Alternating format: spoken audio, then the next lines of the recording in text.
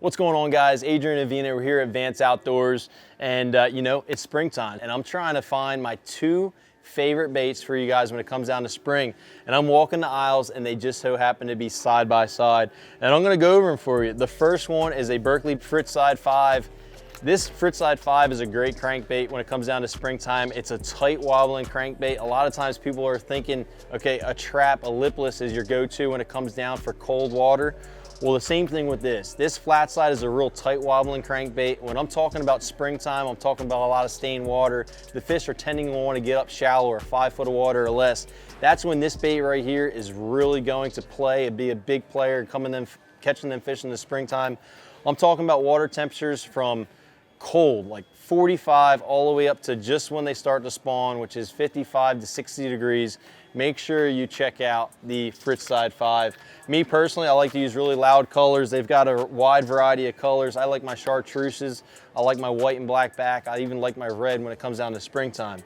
Then just so happens right next to it is a jerkbait. And you guys already know when it comes down to jerkbait fishing, especially with forward-facing sonar, jerkbaits have not only worked in the springtime, but now they're big players throughout the whole entire year.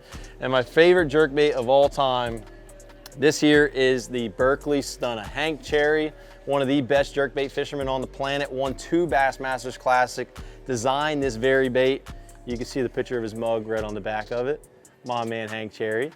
But yeah, he designed this bait. So they have a 112 and a 112 plus. The 112 plus, I like fishing that around a lot of structure. Not necessarily getting it down deep, but it's got a longer bill. So if you're throwing it around brush, if you're throwing it around rock, it tends to get snagged not near as much as the original 112.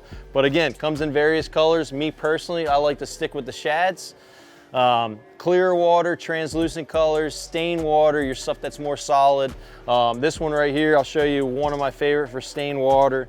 It's an all white with a black back, really good for stained water. And in the springtime, you tend to have a lot of stained water. So if you guys are looking for 2 really good baits, maybe invest a little bit of money in, maybe tie on for your next tournament this spring, these are 2 baits I would always have tied on.